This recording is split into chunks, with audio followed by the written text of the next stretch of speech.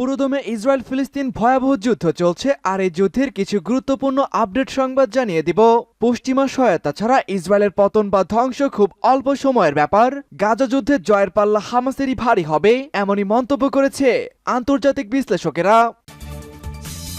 এদিকে হামাসের শক্ত প্রতিরোধের কাছে ইসরায়েলি 224 সেনা নিহত। গাজায় ইসরায়েলের আরও এক সেনা কমান্ডার নিহত। থাকবে ইয়েমেনিদের ঠেকাতে এবার ইউএন নতুন পদক্ষেপ। জানিয়ে দিব ফিলিস্তিনি পরিস্থিতিতে কাঠগড়ায় বিশ্ববিবেক। সর্বশেষ জানিয়ে দিব আমেরিকাকে আমরা পরোয়া করি না, তাদের হুমকিতে আমাদের কিছু যায় আসে না। ইসরায়েল বিরোধী অভিযান কখনোই বন্ধ হবে না, পশ্চিমাদের উদ্দেশ্যে আল হুতির কঠোর হুঁশিয়ারি। দর্শক, শুনছিলেন সংবাদ শিরোনাম, এবারে জানিয়ে দিব বিস্তারিত। তার আগে আমাদের ভিডিওটিতে একটি লাইক দিন এবং পরবর্তী আপডেট সংবাদ সবার আগে পেতে আমাদের সাথেই জুড়ে থাকুন। পশ্চিমা সহায়তা ছাড়া ইসরায়েলের পতন বা ধ্বংস খুব অল্প সময়ের ব্যাপার। গাজা যুদ্ধে জয় পরাজয়ের ভাল্লা পশ্চিমা সহায়তায় ইসরায়েলের টিকে থাকাই নিশ্চিত করে। গাজায় প্রায় 4 মাস ধরে অব্যাহত রয়েছে ইহুদিবাদী ইসরায়েলের গণহত্যা ও জাতিগত শুদ্ধি অভিযান।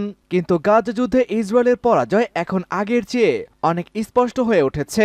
ব্রিটিশ দৈনিক টেলিগ্রাফের এক প্রতিবেদনে বলা হয়েছে, গত 4 দশকে ইসরায়েলি সশস্ত্র বাহিনী যত সেনা নিহত হয়েছেন, গত 4 মাসে তার চেয়েও বেশি ইসরায়েলি সেনা নিহত হয়েছে।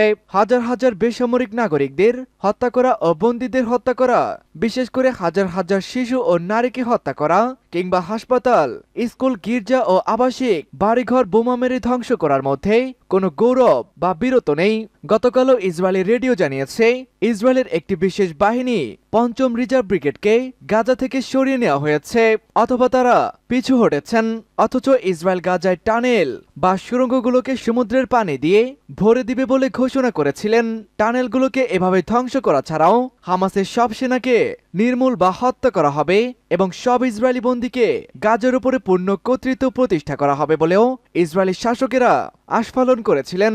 ইসরায়েলের ওইসব লক্ষ্যের কোনো একটিও পূর্ণ হয়নি, বরং ইসরায়েল এখন যুদ্ধবিরতির আলোচনার উপরে জোর দিচ্ছে। আর এতেই বোঝা যায় নেতানিয়াহু প্রশাসনের অবস্থা এখন তলাবিহীন নৌকার মতো হয়ে গেছে। এ পর্যন্ত মোট নিহত হয়েছে 224 সেনা। গাজায় ইসরায়েলের আরও এক কমান্ডো অফিসার নিহত। অবরুদ্ধ গাজা উপত্যকায় ইহুদিবাদী ইসরায়েলের আরও এক মেজর পদমর্যাদার সেনা কর্মকর্তা নিহত হয়েছেন। ইসরায়েলের দখলদার সেনারা জানিয়েছে, গতকাল দক্ষিণে এই রিজার্ভ সেনা নিহত হন। যদিও টাইমস অফ ইসরায়েল এই সেনা কর্মকর্তা কোথায় নিহত হয়েছেন তা নির্দিষ্ট করে কিছুই জানায়নি।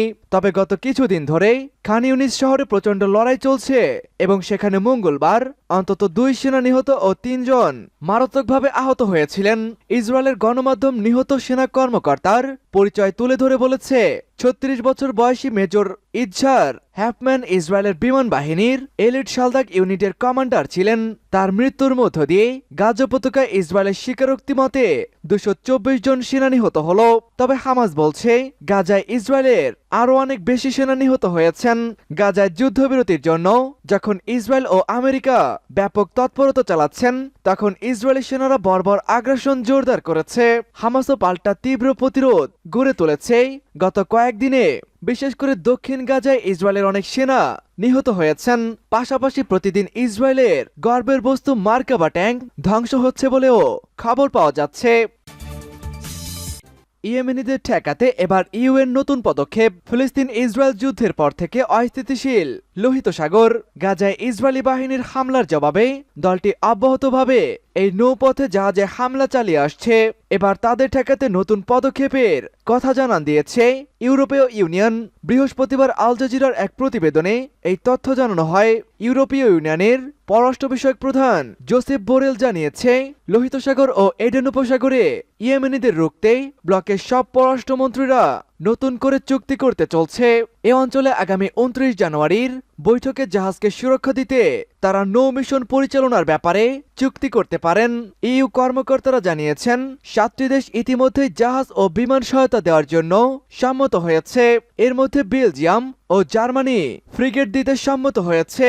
বহুল ব্যবহৃত এই নৌপথে জাহাজ চলাচলে হুতিদের হামলার জবাব দিতে তারা এই পদক্ষেপ নেওয়ার কথা জানান দিয়েছেন। জর্ডানে হামলায় নিহত সেনাদের পরিচয় জানালো যুক্তরাষ্ট্র।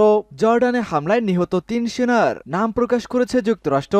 নিহত সেনাদের মধ্যে সর্বকনিষ্ঠ সেনার বয়স মাত্র 23 বছর। নিহত সেনারা হলেন সার্জেন্ট উইলিয়াম জোরেমে লাভার্সি ও 2 জন স্পেশাল ফোর্সের সদস্য। আর্মি রিজার্ভের প্রধান লেফটেন্যান্ট জেনারেল জোডি ডেলিয়েন্স নিহত সেনাদের পরিবার, বন্ধু ও স্বজনদের প্রতি সমবেদনা জানিয়েছেন। তিনি বলেন, নিহত সেনাদের আত্মত্যাগ মোটেও ভোলার মতো নয়, তাদের পরিবারের পাশে থাকার প্রত্যয় জানিয়েছেন তিনি। গত রবিবার জর্ডানে মার্কিন সেনা ঘাঁটিতে ড্রোন হামলা চালানো হয়, আর এ কারণেই ইরান সমর্থিত জঙ্গিরা এই হামলাটি চালিয়েছে বলে দাবি করেছে যুক্তরাষ্ট্র। হামলায় আহত হয়েছেন 40 জনেরও বেশি সেনারা। ইউক্রেন রাশিয়ার পাল্টাপাল্টি ড্রোন হামলায় অন্তত 2 সেনা নিহত। ইউক্রেন ও রাশিয়া একে অপরের ভূখণ্ডে পাল্টাপাল্টি ড্রোন হামলা চালিয়েছে। মঙ্গলবার উভয় দেশের কর্মকর্তারা বলেছেন, সোমবার দিবাগত রাতে এসব হামলা চালানো হয়। ইউক্রেনীয় কর্মকর্তারা বলেছেন, সামরিক ও জ্বালানি অবকাঠামোকে লক্ষ্য করে রুশ হামলায় 2 জন নিহত ও অন্তত 5 জন আহত হয়েছেন। রুশ কর্মকর্তারা দাবি করেছে, ক্রিমিয়া ও রাশিয়ার অপর অঞ্চলে ইউক্রেনের ছোড়া 21টি ড্রোন তারা ভূপাতিত করেছে। ফরাসি বার্তা সংস্থা এপি এই খবরটি নিশ্চিত করেছে। কিয়েভ বলছে, রুশ সেনারা 2টি ক্ষেপণাস্ত্র ও 35টি ড্রোন দিয়ে হামলা চালিয়ে যাচ্ছেন। এর মধ্যে 20টি ড্রোন ইউক্রেনীয় আকাশ প্রতিরক্ষা ব্যবস্থাকে ফাঁকি দিতে পেরেছিল। ইউক্রেনের বিমান বাহিনী এক বিবৃতিতে বলছে, শত্রুপক্ষ কয়েকটি ড্রোন রণক্ষেত্রে পাঠিয়েছেন। তারা জ্বালানি ও বিদ্যুৎ অবকাঠামো এবং বেসামরিক ও সামরিক স্থাপনায় আঘাত হানার চেষ্টা করেছে। কিয়েভের কর্মকর্তারা পশ্চিমা মিত্রদের প্রতি আহ্বান জানিয়েছেন ইউক্রেনের আকাশ প্রতিরক্ষার সক্ষমতা বৃদ্ধি করার জন্য। চলতি বছর আকাশে শ্রেষ্ঠত্ব অর্জন করা তাদের প্রথম অগ্রাধিকার। বিবৃতিতে বলা হয়েছে, পূর্ব ও দক্ষিণাঞ্চলে আকাশ প্রতিরক্ষা ব্যবস্থা 15টি ড্রোন ভূপাতিত করেছে।